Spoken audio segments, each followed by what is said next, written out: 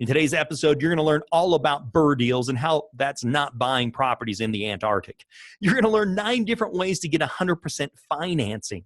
You're going to learn about how to get in front of hard-to-find sellers that have lots of equity. And you're also going to learn how to do no money down rental deals. Here we go.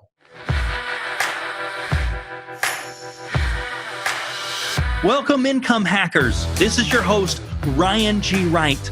This podcast is for individuals and families who are interested in fast-tracking their financial success. You'll hear experts discussing topics like generating a residual cash flow, building wealth through real estate, financial literacy, creating a family legacy, and overcoming your fears. If you get value out of this podcast, please subscribe, rate, and review the podcast. It's a big help to me. All right, income hackers, this is one of my favorite episodes. This is Coach's Corner, and I'm really excited. We've got John here with us today. So, John, thanks for being here. Thank you. How are you doing today? Good. Yeah, I'm doing great. So, John, where are you investing at? What state, city are you investing in? I'm investing in the state of Georgia. Georgia? Okay, great. City of Savannah. Georgia, Savannah. Excellent. Well, Metro Savannah area. Metro. Yeah. Absolutely. So tell all our listeners, just tell us a little bit about you, your job history, experience, that type of stuff. Okay. I got a undergraduate degree in environmental science, have a master's degree in urban studies and planning. Oh, wow. Finished all that back in the early 2000s. Then I worked under the local, state, federal branches as far as, regulatory bureaucracy type agencies. In which, like planning, like master plans and that type of stuff for cities and growth initiatives and all that type of stuff. EPA, Pollution Prevention Division, state of Georgia. Yeah. So guys, this is the guy that kind of figures out or helps figure out like where new houses should go, where they shouldn't, what should be zoned commercial, what should be residential, where the roads should be or parks and that type of stuff. That's like that's your like what you do for a living, right? That's what I did for a little bit. Okay, cool. And what happened from there? I guess multi-talented, so to speak. I got a nonprofit that's pretty much up and running. It's doing fairly well. It needs some more work to be done to it. It's performing arts based. I take kids that got a lot of issues as far as being introverts or angry or felt like they're outcast. It feels like they're outcast in society, and I put them in a performing arts type gig mode. Wow. Themselves through poetry, hip hop, song, et cetera. And they kind of work together as a team and create a lot of different events that's relative around that. So it's very based cool. on a local university that I graduated from, and it's doing well. I kind of let the kids run it. I'm still the executive director as far as the public face, as far as, making sure that if there's anybody wants to interview, get an interview and insight about the organization, they talk to me first, right? Very cool. But, that's a nonprofit. That's not bringing a lot of money. It has to be funded by grants and donations. That doesn't come in a lot. You got to constantly work, but I don't have anybody to work that donation as far as grant side, but I do get some donations from time to time. So while I was mainly running that, I was a cab driver for quite some time, and because I didn't want to do a 9-to-5 anymore. I started real estate investing as far as wholesaling. I took the Robert Kiyosaki Rich Dad Poor Dad course. Wholesaling, I did like one deal. It wasn't easy, especially here in Savannah. So I quit that and I decided to be a cab driver, focus on my nonprofit, and I decided to become a realtor. But then that wasn't for me. I did that for like a year and a half. That wasn't easy. That's a lot more hard work. And then, because I had to, get my nonprofit back to where it is today. At least it's on its axis for the most part, spending like I wanted to spend. Now, let me get back in real estate investing. So, that's why I found you guys as far as online. As far as you guys got the zero cash to close, it's like I thought, well, that's good for me. I don't have to bring a whole lot of cash to the table or zero if the deal is profitable. So right now, I had a deal, but underwriting did not accept it because I put a lot of deals in the system, but one was pretty much seemed viable, but it wasn't the neighborhood according to the account advisor, she said that the neighborhood wasn't going to be where the guys want to invest for like another 18 to 24 months, so to speak, something like that. So it's okay. So I'm moving forward. Right now, it's a lot of vacant properties here in this area. There's no for sale by owner, whatever, and what I want to do is I want to figure out how to meet these owners and talk, say, okay, let me convince them, let me buy your property. Okay. That's what I want to do. Great. So let me just back up. You were a realtor for a little bit. You did a few deals as a realtor, or how many did you end up doing? I did about a good, but see, I was the way it worked at my company, as many companies, you shadow somebody. Okay. So my realtor, very tough woman, ex-military, very tough. I mean, she was very strict. Yeah. She whipped me into shape of a lot of things. Even though it was kind of frustrating, I kind of quote unquote hated her for it. Now looking back at it, I appreciate it. Yeah. Cool. And you did one, so real estate investing wise, you've done one wholesale deal. One wholesale. Okay. Good. That wholesale fee wasn't a whole lot. It was like less than 2,000 or whatever. Okay. I mean, it's a start though. So you've got some real estate agent experience. You've got a wholesale experience. You haven't done any fix and flips or long-term holds. Not yet. I'm working. That's what I got with you guys. Okay. And then let me ask you this as well. Do you own your own house? Have you bought your own house? That type of stuff? You've been through that process? No, I don't. I was renting an apartment for the past 10 years, but I gave it up to move in with the family member temporarily to help him out. So I'm here. Gotcha. Yeah. With him to. Just wondered if you've been through that process. So then what's your why? Like, why are you doing all this? Well, I'm passionate as far as about, real estate development. I want to, within 10 to 15 years, I want to go back to my communities and start a community development corporations and, investing in homes will be part of that as far as finding the homes to invest in, to make them low income affordable, or the empty land and build new, mixed use plans development, as far as on the home. So this is part of a master plan. What is it that you like about that? As far as community development? Yeah, just the whole thing. Like why does that get you excited? I know what it is to grow up in a dilapidated, torn, rickety community, brought with crime and, unemployment, and, things are changing. We see that marijuana is on the rise, so I think marijuana can be, or as far as the uses of marijuana or marijuana related products, whatever, can be investing in the communities as far as people start entrepreneurial endeavors and sell them in those areas and, and making money for themselves and start wealth, generated within the community. The hemp industry is growing. I'm going to a conference next month about that in Texas, Dallas, Texas, and I'm hoping to make some contacts, see, how I can invest in some, some small businesses or whatever they got going on, whatever the case may be. Interesting. Right. So, yeah. So affordable housing is a big thing for you. Yeah, it's very big for me, affordable housing. Because a lot of these homes that's in dilapidated areas, they can be, fixed up, and flip and given to those that are on fixed income, low income, or whatever case may be, or we can sit back and do what we can to help people generate a living wage so they can, pay for these mortgage notes, whatever. Yeah, makes sense. What are your goals, John? What do you want to achieve? As far as, I'm just want to achieve financial freedom. What would that look like for you, financial freedom? Well, financial freedom, multiple streams of income from real estate investing, whether it's fix and flip, buy and hold. Then you talk about the stock market, I'm working on that. And then I'm doing Forex trading because cryptocurrency is the future, no matter what people say. Bitcoin is on the way back up, Yeah. So is it more important for you to get big sums of, like large sums of money, or are you more interested in cash flow? Cash flow, as far as you talking about monthly money that comes in every month.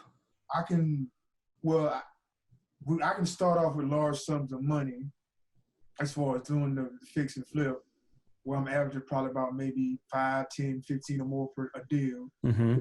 As time goes on, and I'm able to put more money down into like maybe a duplex, a quadruplex, or multi-family unit, and then get that. Okay. Oh, right. Because in the end, you're going to use that cash that you're going to make to buy cash flow is what it sounds like. Right. Okay. Are you familiar with the BRRRR strategy? The BRRRR strategy? Yeah. What is that? Okay. We're going to talk about it. I'm going to circle back. I'm going to circle back to that. So let me ask you this. Where are you stuck? Okay. I'm stuck where all I'm doing is I'm just trying to find properties in the areas where they're sitting there vacant, and I got to get access to the owner. I got to get face to face with an owner. Okay. And talk with him or her or them, or how many, and convince them to sell their property to me. Okay. When you go to the Chatham County Property Records site, all they have are addresses. Mm-hmm. They don't have phone numbers. Sure. So some of these people live out of town. There's a property about like maybe 10 minutes drive from me. Talk with the guy next door to me. I gave, I saw your that video as far as the 94 ways to find a deal. Oh, good. Name of it, and you said they give a guy a card and a certificate, $250 referral, certificate, and I did that. Cool. And he said those people, they're in New York, man. So he said they barely come down. They come down every once in a blue moon. So how can I get these people phone number? Oh, good. I don't, because I want to talk with them, and I don't want to sound like a telemarketer or somebody that's going to be a salesman type guy. Awesome. Okay. Turn them off. I want to talk with them like, look, let me get your house. Okay. I work with some people that. Let me ask you, are you using skip tracing at all? Skip tracing is where it finds the phone numbers for people, cell phone numbers and email addresses for people you're trying to get into contact with. Okay, I thought skip tracing was something else. No, yeah. So skip tracing is a software where it actually skip traces all the information. It used to be private detectives had it. So a private detective that's going to go and try and find somebody, they use a software called skip tracing, which basically goes and it scrapes like all these private databases for phone records and information and all that type of stuff. And a skip tracing service can basically find somebody. It'll give you their name and their phone number, but get this, it's like 25 cents. It'll give you the phone number and their email address. And if it can't do it, then you don't pay for it. So you said 25 cents per property, per property you're trying to get.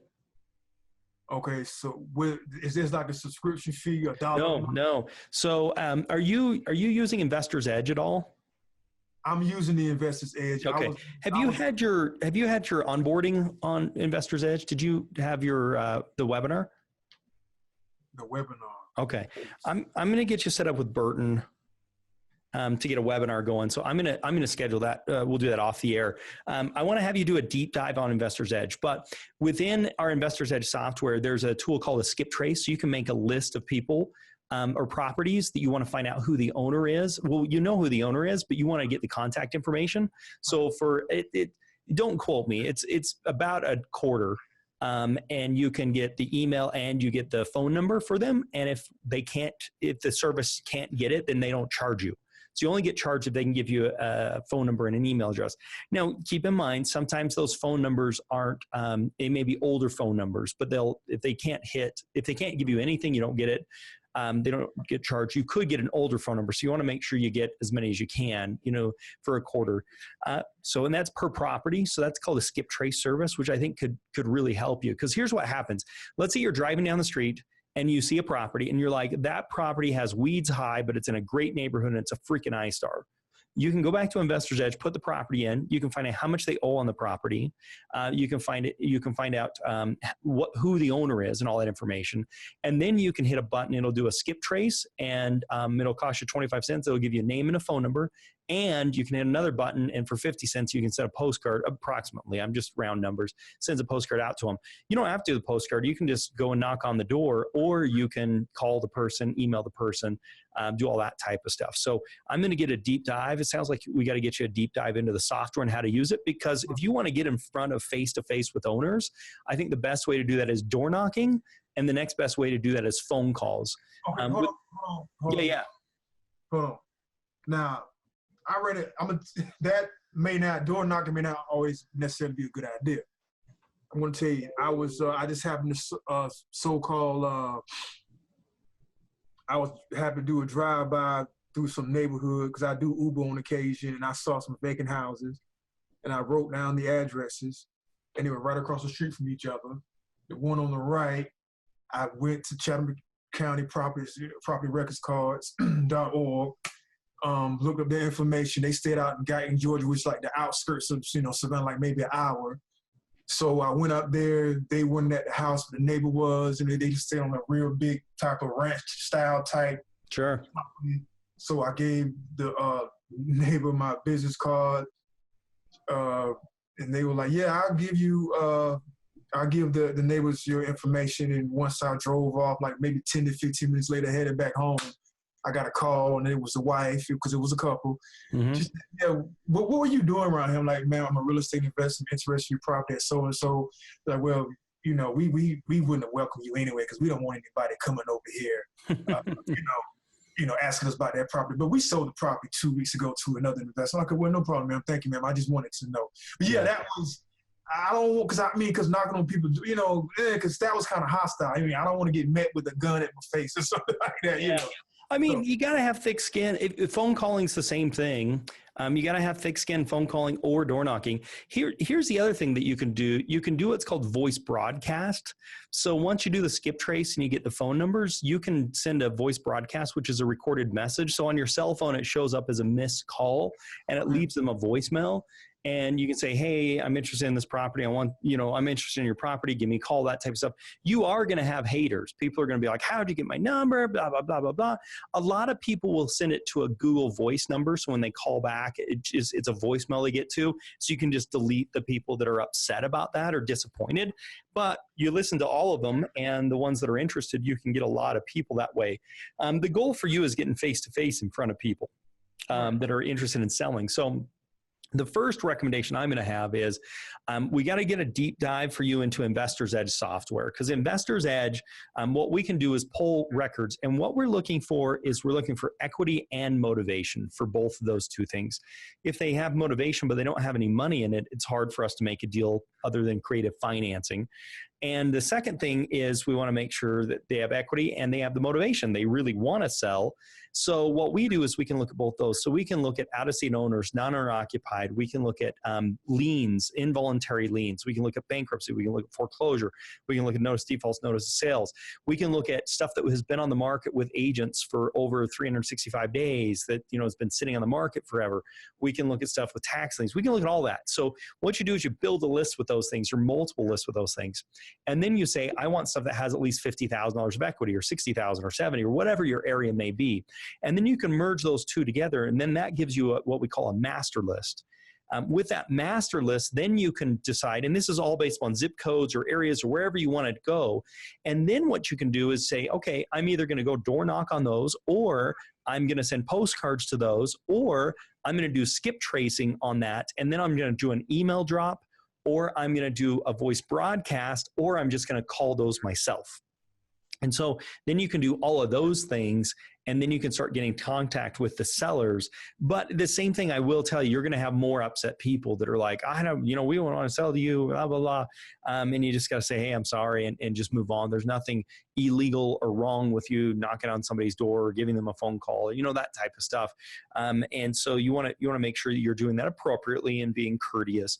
But beyond that, there are going to be upset people. But then that will get you in front of people. And you got to do a lot of them. I think that's one of the biggest misconceptions. I think you probably need to plan on making about 50 offers before you find that right deal. But keep in mind, the time it may take to make all those offers. average profit for us is $33,000 per deal. So if it takes you all year to make those, you're going to make a great return. And the first one's always the hardest. Introducing the Investor's Edge real estate investing software for fix and flip pros. Target the most profitable deals in your area with ease and start capitalizing on opportunities you didn't even know existed. This simple-to-use software will make it easy to find properties for your flip and fix business, so you can focus on what you do best. Call 801-921-8751 after this podcast to get set up on a free trial. Yeah, I see that. That's the first one's always the hardest, yeah. Because, I mean, I thought the one I had on in downtown was near downtown was okay, but it just... Yeah, and it's hard. I don't know anything about that specific deal. The thing I would give a warning for all listeners is, like revitalization areas and some of those neighborhoods or anything like that, it's touch and go. It's higher risk. You've got to realize if you're not putting a lot of money into a deal, if somebody else is funding the purchase, the rehab, the closing costs, that type of stuff, they're going to be ultra critical. So if you have money and you can put money into the deal, then it's a different story if you have $20,000 you can put it into the deal and maybe the underwriter or whatever seeing some stuff that's concerning. It's like, well, he's got a bunch of skin into the game. If the lender's doing all that, the lender's going to be more critical. So there's this give and take. I'm not sure, and you don't need to answer, but credit score, one thing to keep in mind, if you're able to get line of credit, that can be helpful as well. Because if you have a borderline deal, let's call it, if you have able to get a line of credit, which typically the cutoff's around a 625 credit score, then you can put some money into the deal, and then an underwriter can relook at that deal, or an investor can relook at that deal and say, okay, he's got some more of his own money into this deal. We can be more generous on this because we're taking on less risk. So that's also something to keep in mind. There's actually 10 ways to get 100% financing. The way that most people look towards is having the lender do the purchase, the purchase price, the rehab, the closing costs, and the payments. And that's the hardest way to do it because the values have to be even more. So you got to work harder than other people. Where other people could get like a base hit and make some money on it, you've got to work even harder to find the deal.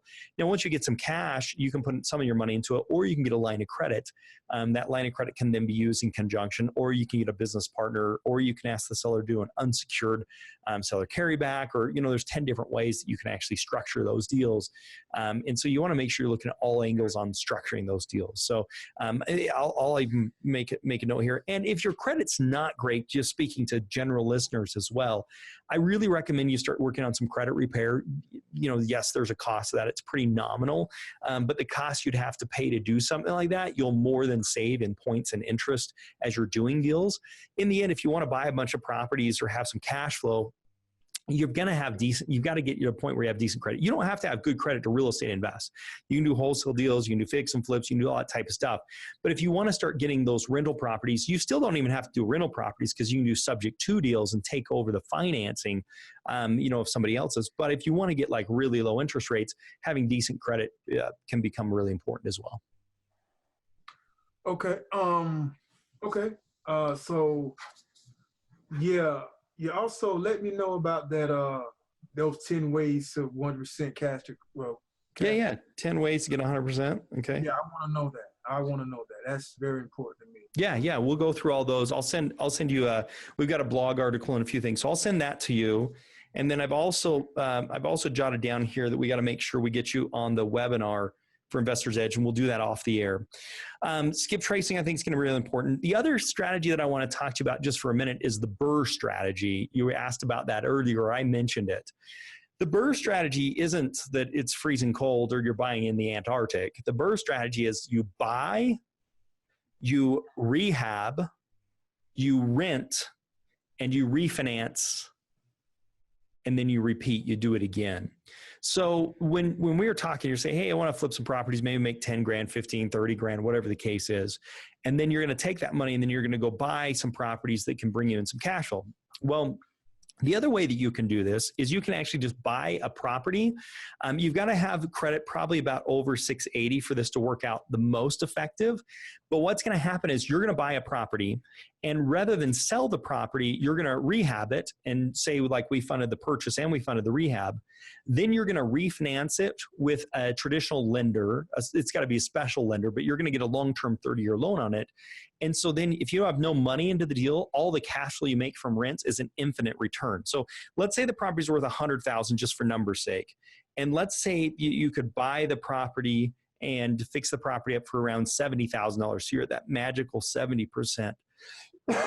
Then what happens is if we got to the $70,000 to buy it and to rehab it, once you're done with the rehab on it, you can refinance if that credit score is around that 680, and you can get the $70,000 paid off. So you have no money into the property, and you can cash flow, and you just have a traditional loan on the property for 30 years.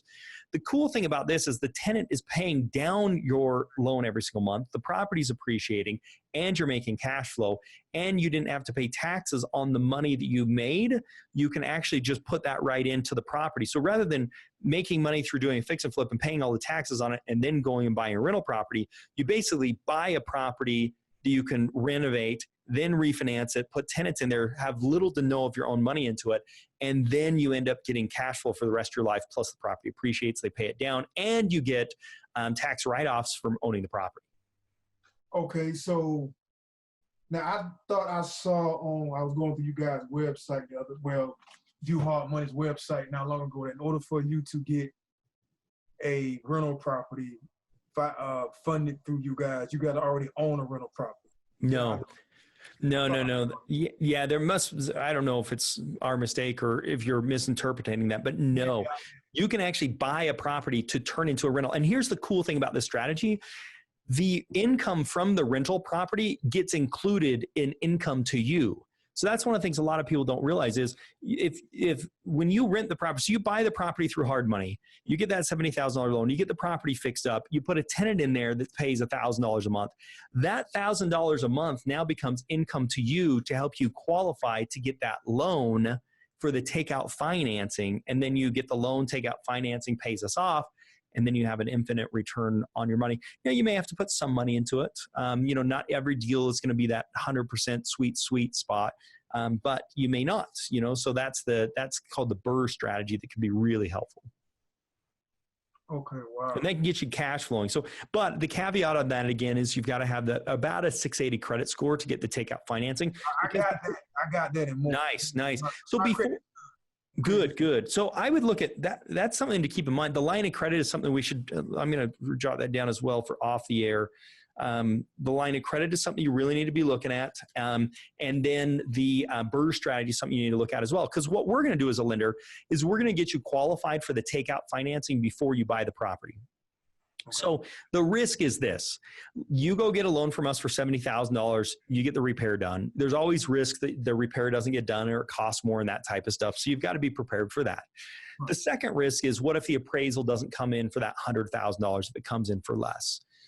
If it comes in for less, then your strategy is you've got to find a way to come up with some additional money so you can get the takeout financing, or you simply sell the property. So let's say the value came in at $90,000 instead of $100. Then you just say, well, you know what, I'm into it 70. I'll pay real estate fees and all that stuff, and then maybe I'll make $10,000 on this property and go find another deal that I can do the same thing with. It's a great way you miss the step. You don't, instead of finding properties to make cash and then paying taxes on that money, and then investing in properties that can get you cash flow, you go straight to the buying the property, renovate the property.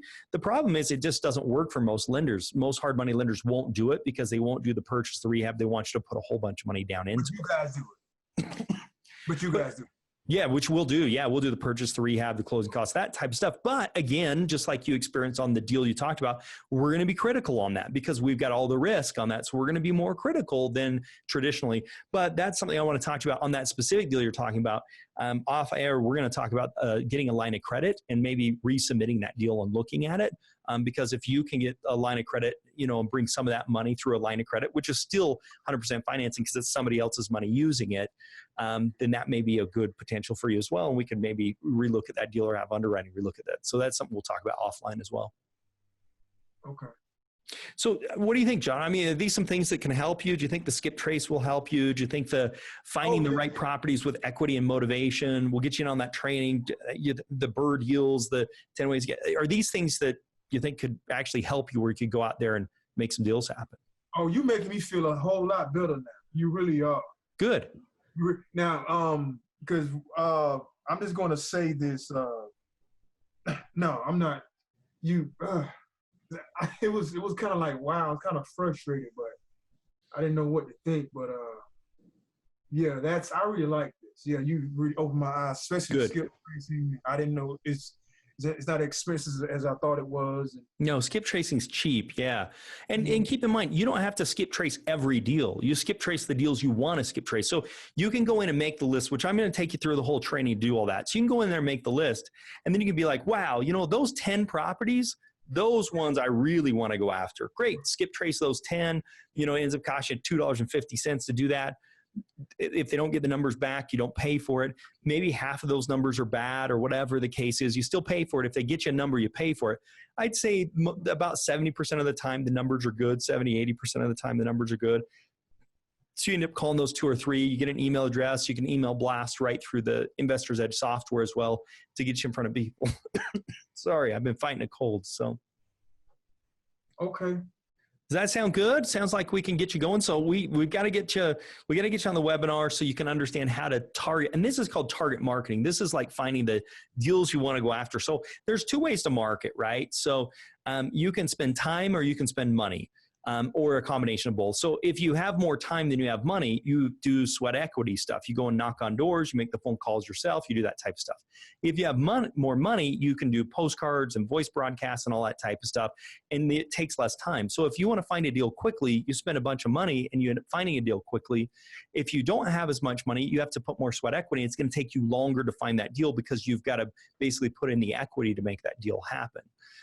You're probably going to need to do that. The other thing is there's target marketing and there's broadcast marketing. So target marketing is get really, really specific on certain deals that you want to be looking at and spend a lot of time trying to get those.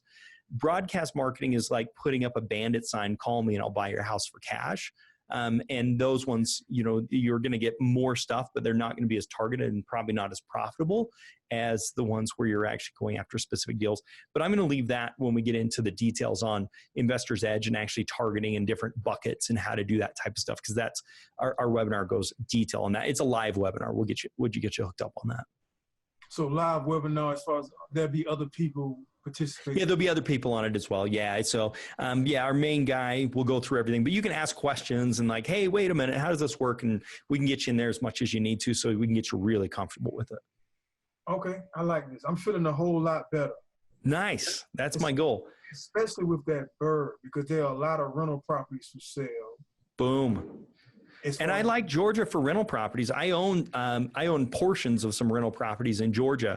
One of the things I like about Georgia is the rent ratio is really good.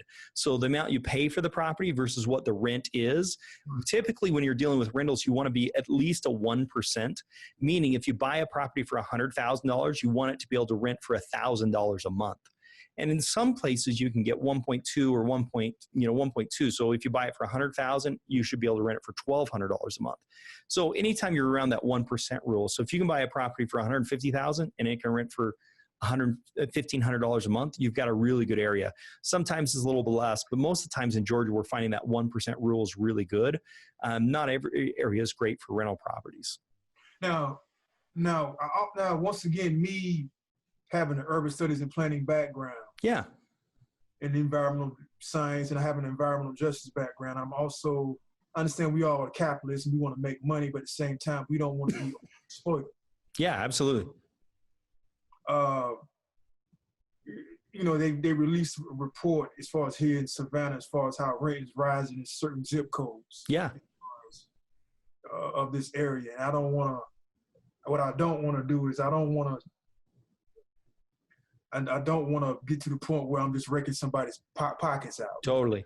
So basically, I guess I got to find the areas in which people can afford to, do $1,000 a month, whatever the case may be. Or Yeah, I mean, here's what I do. I really like, I'm with you when it comes to affordable housing. Like, that's really important to me. I own some mobile home park, a small percentage of some mobile home parks, because that's really affordable housing and it's great housing.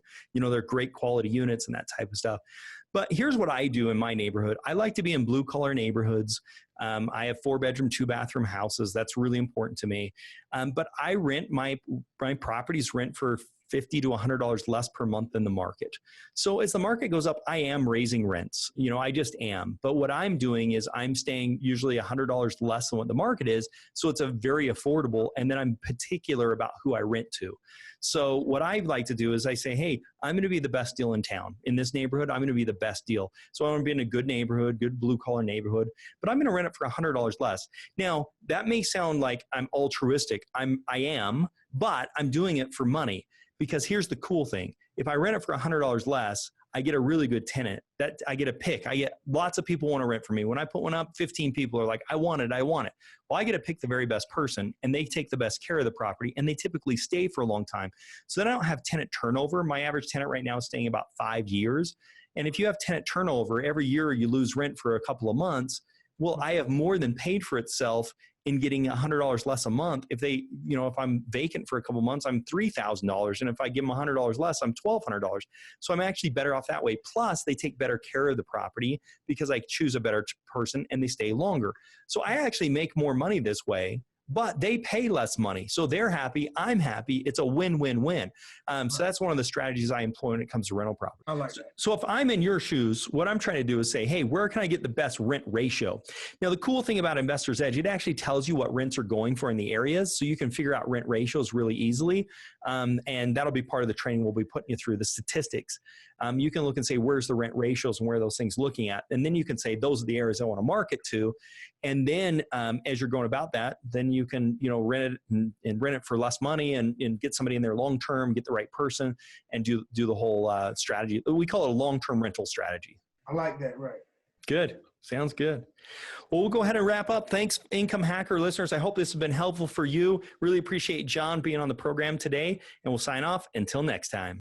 If you got value out of our discussion today, please subscribe, rate, and review the podcast. It's a big help to me. Also, please share with a friend. Nothing is more valuable than creating financial friends who are like-minded. You can do that by inviting them to listen to the Income Hacker podcast. Bye for now, and make it a very profitable day.